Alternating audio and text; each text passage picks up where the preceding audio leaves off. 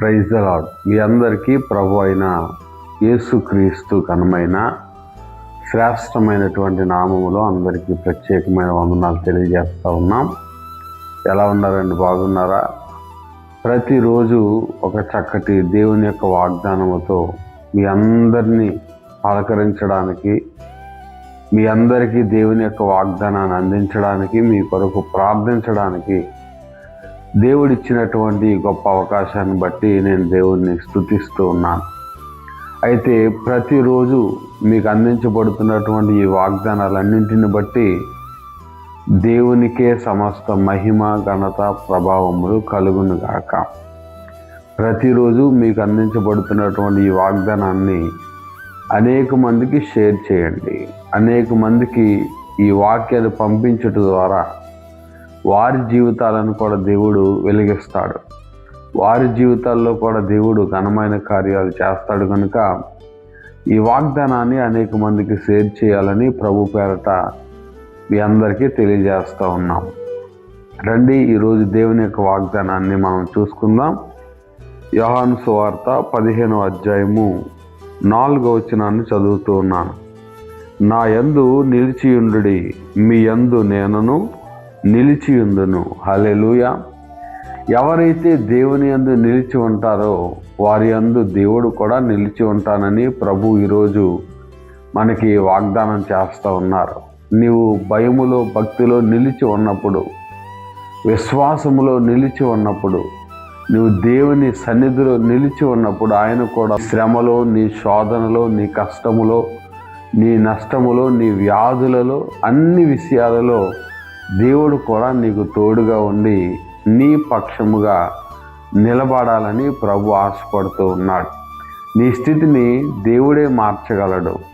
మనుషుల వల్ల కానిది దేవుని వల్ల జరుగుతూ ఉంది కనుక దేవుడే నీ పక్షముగా ఉంటే కనుక నీవు అనేకమైనటువంటి కార్యాలు చూస్తావు.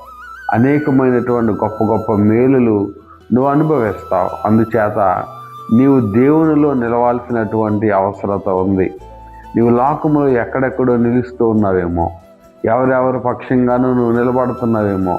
అయితే ఈరోజు ప్రభు చెప్తున్నాడు, ఇదిగో నా యందు ఎవరైతే నిలిచి ఉంటారో నేను వారి యందు, వారి పక్షముగా నేను నిలబడతానని ప్రభు చెప్తున్నాడు.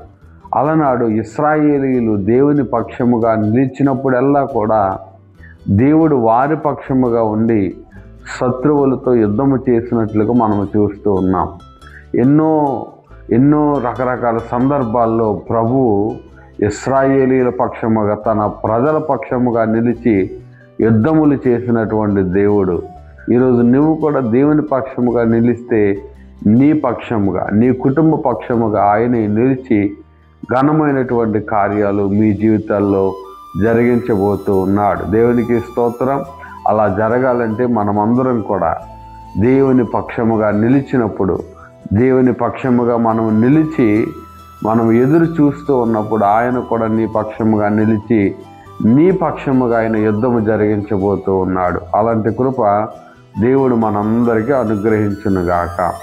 ఆమేన్. తలలు వంచండి, ప్రార్థన చేసుకుందాం. మహాగణుడా, నీకు వందనాలు తండ్రి. ఈరోజు అద్భుతమైనటువంటి వాగ్దానాన్ని మీరు మాకు అనుగ్రహింపజేసినందుకు వందనాలు చెల్లిస్తూ ఉన్నాం. మా బిడ్డలందరినీ దీవించండి, ఆశీర్వదించండి. దైవికమైనటువంటి కార్యాలు ప్రతి ఒక్కరి జీవితంలో జరిగించి మహిమ పొందమని ప్రార్థన చేస్తూ ఉన్నాం. ప్రతి ఒక్కరికి నూతన శక్తి, నూతన బలము మీరే అనుగ్రహించి నడిపించి బలపరచమని, సహాయం చేయమని ప్రార్థన చేస్తూ ఉన్నాం. ఈరోజు మీరు వాగ్దానం ద్వారా మా అందరితో మాట్లాడినందుకు స్తోత్రాలు. ఇంకా ఎవరైనా నీ పక్షముగా నిలబడలేకపోతూ ఉంటే ఇదిగో తండ్రి, ఈరోజే వారు నీ పక్షముగా నిలిచి తండ్రి నీలో ముందుకు సాగేటటువంటి భాగ్యము మా బిడ్డలందరికీ ఇవ్వండి. అదే రీతిగా తండ్రి నీవు కూడా మా బిడ్డలందరి పక్షముగా నిలిచి వారిని దీవించాలని, ఆశీర్వదించాలని, ఈరోజు వారు ప్రభు చేస్తున్న ప్రతి పనిని మీరే వారితో ఉండి నడిపించి క్షేమముగా తండ్రి అన్ని పనులను సమకూర్చి జరిగించి మహిమ పొందమని, ఆ వీళ్ళందరినీ దీవించమని యేసుక్రీస్తు శక్తి కలిగిన నామములో అడిగి వేడుకొనుచున్నాము తండ్రి. Amen, amen. విన్నాం కదండి, అద్భుతమైనటువంటి వాగ్దానాన్ని ప్రభువారు మనకు చేశారు. ఎవరైతే దేవుని పక్షంగా నిలబడతారో వారి పక్షంగా దేవుడే నిలిచి గొప్ప కార్యాలు జరిగించబోతూ ఉన్నాడు. కనుక దేవుని పక్షంగా నిలబడండి. దేవుని పక్షముగా నిలిచిన వారికి ఘనమైన కార్యాలు, గొప్ప కార్యాలు, ఆశ్చర్యకరమైన కార్యాలు దేవుడే జరిగించి మహిమ పొందునుగాక. ఆమేన్. దేవుడు మిమ్ములను మీ కుటుంబాలను దీవించునుగాక. God bless you all.